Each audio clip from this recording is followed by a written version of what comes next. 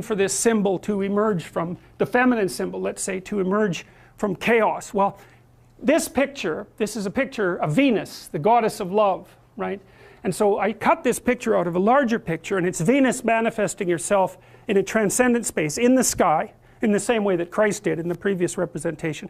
And she has rays coming off her, and there's all these men who are knights kneeling in front of the image. Well, what does that mean? Well, it means that men use the image of female perfection to motivate themselves. And that's exactly right. That's precisely what they do. You see that in the Tom Sawyer story. So Tom Sawyer is about 12 years old, and he's still hanging around with his friends like Huck Finn. And this girl moves across the street, Becky, and she comes out, and he's struck by her for the first time in his life. Something's changed. And the first thing he does is hop up on a picket fence and show off and balance in front of her. And he's saying, well, look at me, look at me. He's like the male bowerbird building something beautiful so the female will approve of it. And it's motivation. You know, and that's something that I think modern women don't really understand about men. They don't understand that, at least to the degree that males are uncorrupted and not bitter because of being rejected, they're doing everything they can to kneel before the eternal image of the feminine and try to make themselves worthy. That's the chivalry story, right? That's what you should encourage in your partner. So out of chaos emerges this first form. It's the feminine form. It's partly the form that represents novelty as such. So, and on one hand it's promise, on the other hand it's threat. That you wouldn't believe, and I don't know, because I don't understand the situation with women as well as I understand the situation with men, obviously, being a man. But I don't know if women have any idea how paralyzing they are to especially young men. A very large number of my clinical clients, but also young men I've talked to in general, are absolutely terrified of women because they're terrified of being rejected. And the terror exists in precise proportion to the attraction to the woman, which is a horrible paradoxical situation to be in. It's often why men make such fools of themselves in front of women that they're attracted to. It's because, first of all, they don't see the woman that they're attracted to, because what the hell do they know about her? They don't see her as an individual. They see her as the manifestation of a judgmental ideal.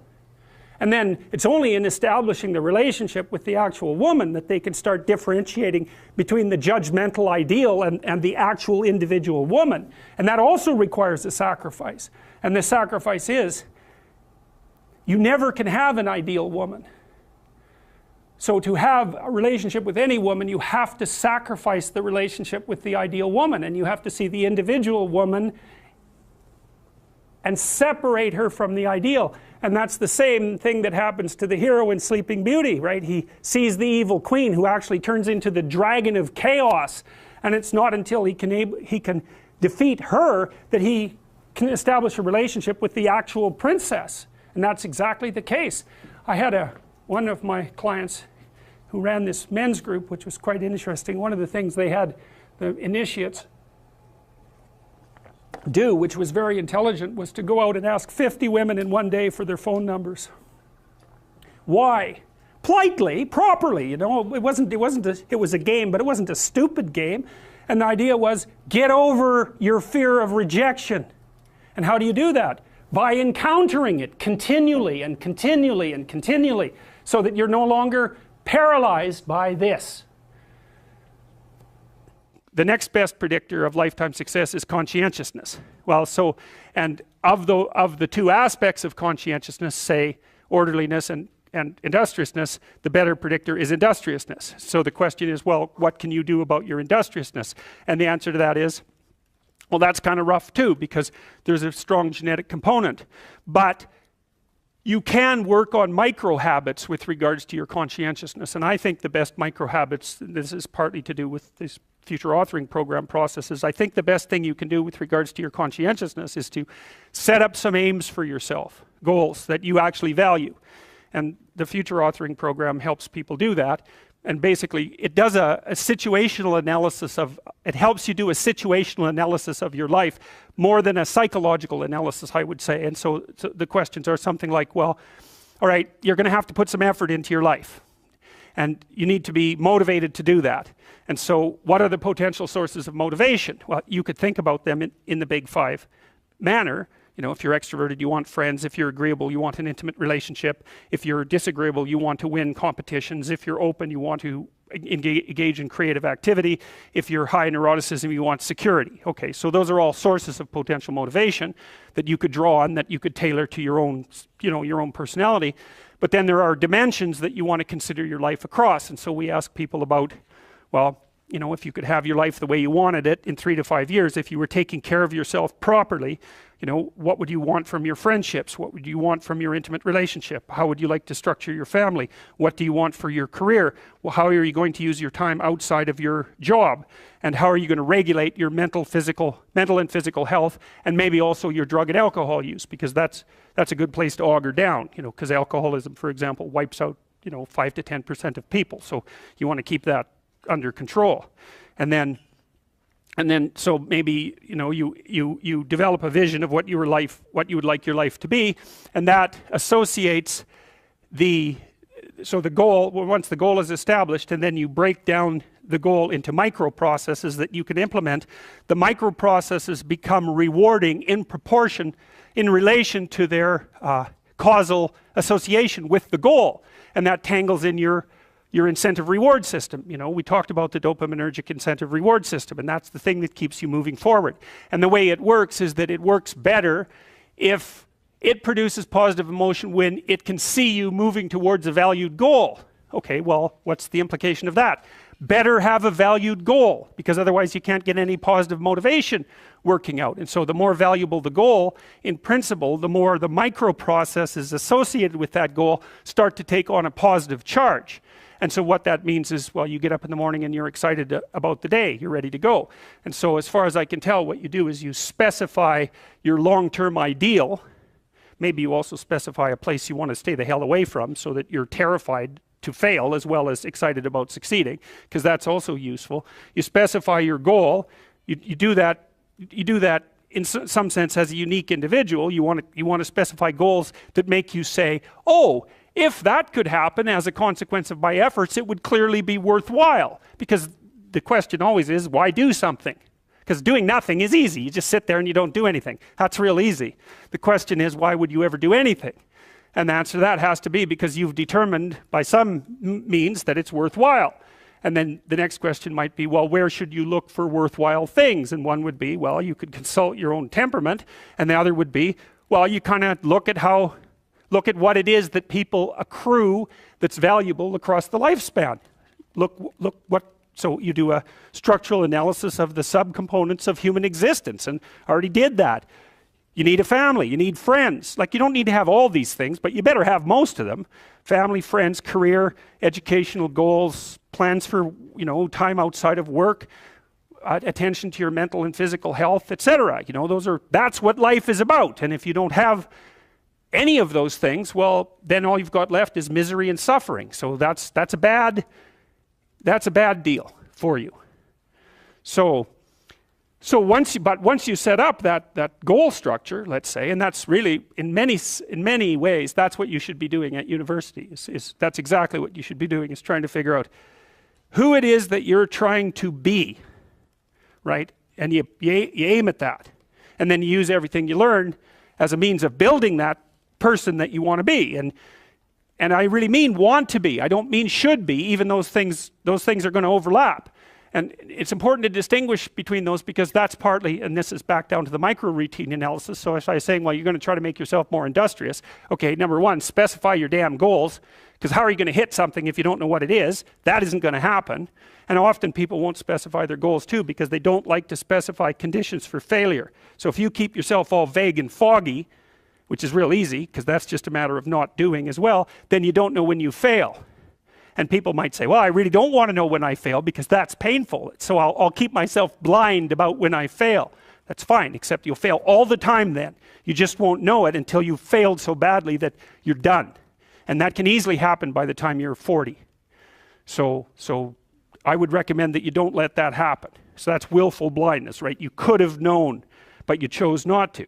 Okay, so once you get your goal structure set up, you think, okay, if I could have this life It looks like that might be worth living, despite the fact that it's going to be, you know, anxiety provoking and threatening, and there's going to be some suffering and loss involved and all of that. Obviously, the goal is to have a vision for your life such that, all things considered, that justifies your effort. Okay, so then what do? Well, then you turn down to the micro routines. It's like, okay, well, this is what I'm aiming for. How does that instantiate itself day to day, week to week, month to month? And that's where something like a schedule can be unbelievably useful. Google Calendar. It's like, make a damn schedule and stick to it. Okay, so what's the rule with the schedule? It's not a bloody prison. That's the first thing that people do wrong. They say, well, I don't like to follow a schedule. Well, it's like, well, what kind of schedule are you setting up? Well, I have to do this, then I have to do this, then I have to do this, you know, and then I just go play video games, because who wants to do all these things that I have to do? It's like, wrong. Set the damn schedule up so that you have the day you want. That's the trick. It's like, okay, I've got tomorrow. If I was going to set it up so it was the best possible day I could have, practically speaking, what would it look like? Well, then you schedule that, and obviously there's a bit of responsibility that's going to go along with that, because if you have any sense, one of the things that you're going to insist upon is that at the end of the day, you're not in worse shape than you were than at the beginning of the day, right? Because that's a stupid day. If you have a bunch of those in a row, you just dig, you know, you dig yourself a hole and then you bury yourself in it. It's like, sorry, that's just not a good strategy. It's a bad strategy. So maybe 20% of your day has to be responsibility and obligation, or maybe it's more than that, depending on how far behind you are. But even that, you can ask yourself, okay, well, I've got these responsibilities. I have to schedule the damn things in. What's the right ratio of responsibility to reward? And you can ask yourself that, just like you'd negotiate with someone who is working for you. It's like, okay, you got to work tomorrow. Okay, so I want you to work tomorrow. And you might say, okay, well, what are you going to do for me that makes it likely that I'll work for you? Well, you could ask yourself that, you know. So maybe you do an hour of responsibility and then you play a video game for 15 minutes. I don't know, whatever turns your crank, man. But, you know, you have to negotiate with yourself and not tyrannize yourself. Like you're negotiating with someone that you care for, that you would like to be productive and have a good life. And that's how you make the schedule. It's like, and then you look at the day and you think, well, if I had that day, that'd be good. Great. You know, and you're useless and horrible, so you'll probably only hit it with about 70% accuracy, but that beats the hell out of 0, right? And if you hit it even with 50% accuracy, another rule is, well, aim for 51% the next week, or 50.5% for God's sake, or because you're going to hit that position where things start to loop back positively and spiral you upward. And so that's one way that you can work on your conscientiousness, is plan a life you'd like to have. And you do that partly by referring to social norms. That's more or less rescuing your father from the belly of the whale. But the other way you do that is by having a little conversation with yourself about, as if you don't really know who you are, because you know what you're like. You won't do what you're told. You won't do what you tell yourself to do. You must have noticed that. It's like you're a bad employee and a worse boss. And both of those work, you know, for you. You don't know what you want to do, and then when you tell yourself what to do, you don't do it anyways. You should fire yourself and find someone else to be. But you know, my point is that you have to understand that you're not your own servant, so to speak. You're someone that you have to negotiate with, and you're someone that you want to present the opportunity of having a good life to. And that's hard for people because they don't like themselves very much. So, you know, they're always like cracking the whip and then procrastinating, and cracking the whip and then procrastinating. And it's like, God, it's so boring, and it's such a pathetic way of spending your time. And you know what that's like, because you probably waste like 6 hours a day. And I think we did an economic calculation about that a while back, right? Your time's probably worth $50 an hour, something like that. I mean, you're not getting paid that now, but you're young, and so this is investment time, and what you do now is going to multiply its effects in the future. So let's say it's $50 an hour, which is perfectly reasonable. So if you waste 6 hours a day, and you are, then you're wasting about $2,000 a week, or about $100,000 a year. So like, go ahead, but that's what it's costing you every hour. And you need to know what your damn time is worth. So let's say it's not $50, it's 30, whatever. Maybe it's 100, it's somewhere in that range. One of the things you should be asking yourself is, when you spend an hour, was that, well, would have I paid someone $50 to have had that hour? And if the answer is no, it's like, well, maybe you should do something else with your time. And it depends on whether or not you think that your time's worthwhile. But the funny thing about not assuming that is if you assume your time isn't worthwhile, what happens is you don't just sit around sort of randomly in a state of responsibilityless bliss. What you do is you suffer existentially.